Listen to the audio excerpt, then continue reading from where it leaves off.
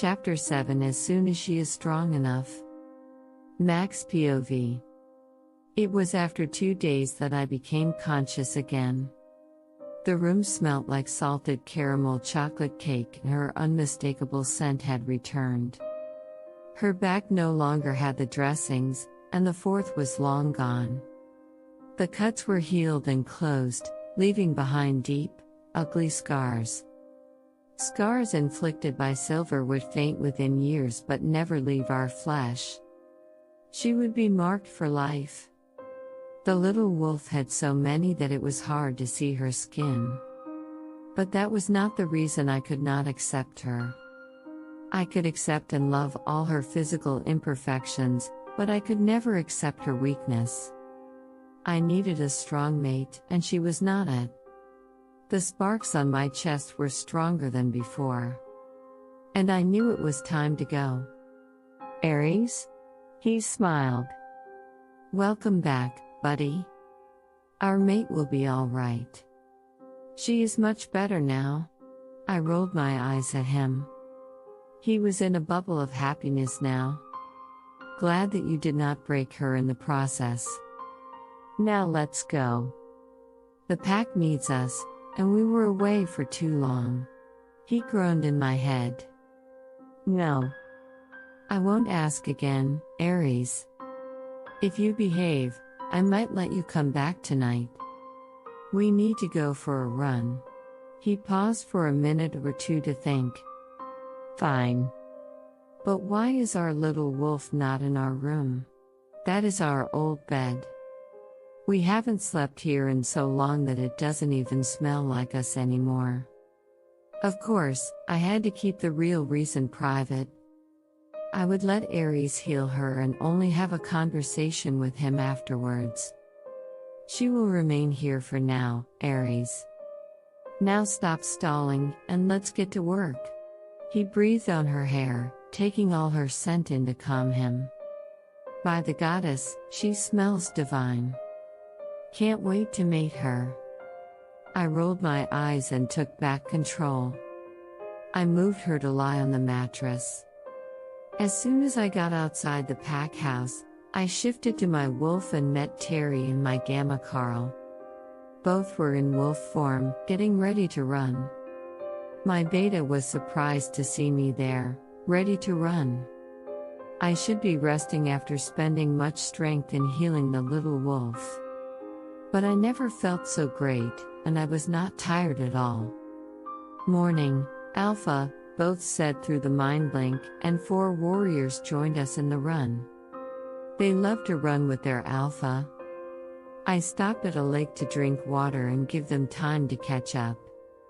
I noticed my speed had increased. The others were way behind. Look at them, Max. We need to increase the training. Those pups can't even catch up with their Alpha anymore. But I knew it was us that were going too fast, and I told him. No, Aries, we are way faster than before. Painting, the others joined us at the lake. Alpha, you have way more energy this morning. Left we all struggling behind. Carl mind-linked me. When I was about to respond, my ears perked up, and I saw 5 rogues running in our direction, ready to attack. Aries took control viciously, killing them alone even before my men could move. What was that, Aries? I have never seen you fight like that before. They could have invaded our pack house and attacked our mate. We need to protect her. Now, let's hunt and bring back a nice steak for her lunch. I still have some energy left to burn.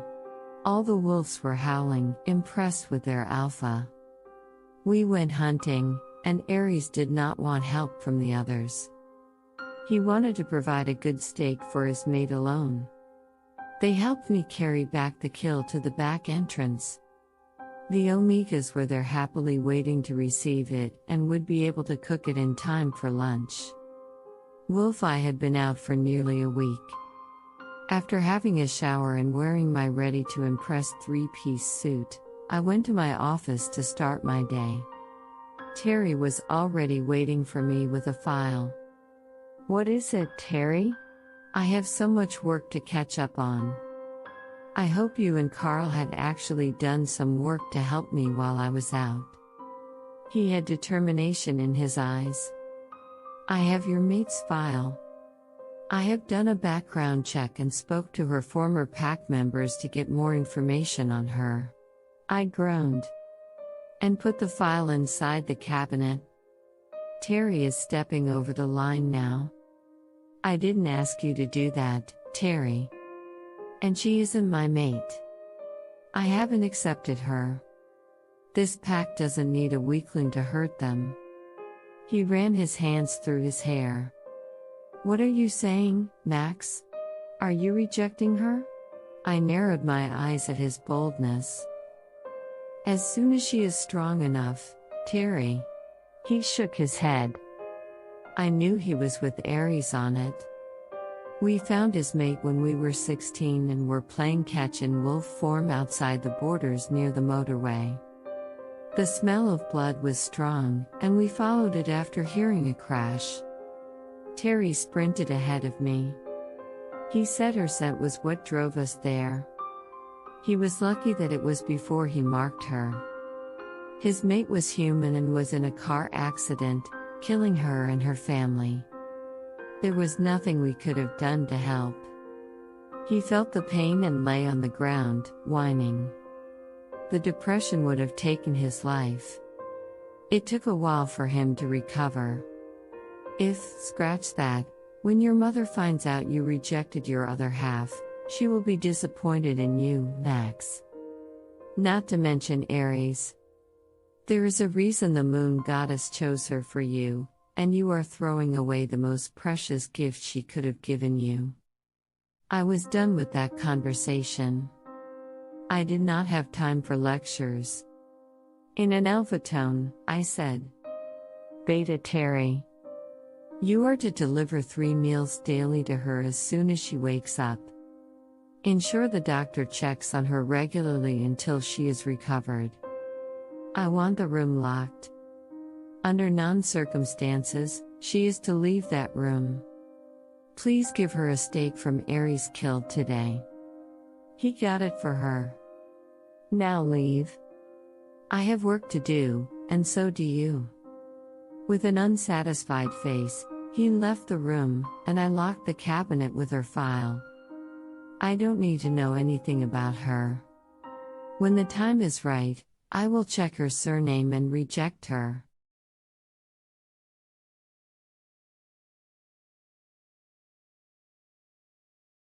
Julie POV. Slowly I opened my eyes, and it was bright. I was in a very soft bed. The last thing I remember was lying on this bed after climbing all the stairs in slow motion. "Hey, are you back?" I was scared to ask, but I needed to. A smiley white wolf showed in my mind. "Hi, Jules. I met my mate, Aries, who helped me heal. He healed your back, too, and there isn't silver inside us anymore. He is strong, Jules." "Oh my." She laid on her back, bouncing her legs. "He said he would catch us lunch today. He's a gentleman already giving us gifts." He projected amazing images inside my mind of the beautiful land and many things to do. They have a school and a nursery inside the pack. The hospital is huge.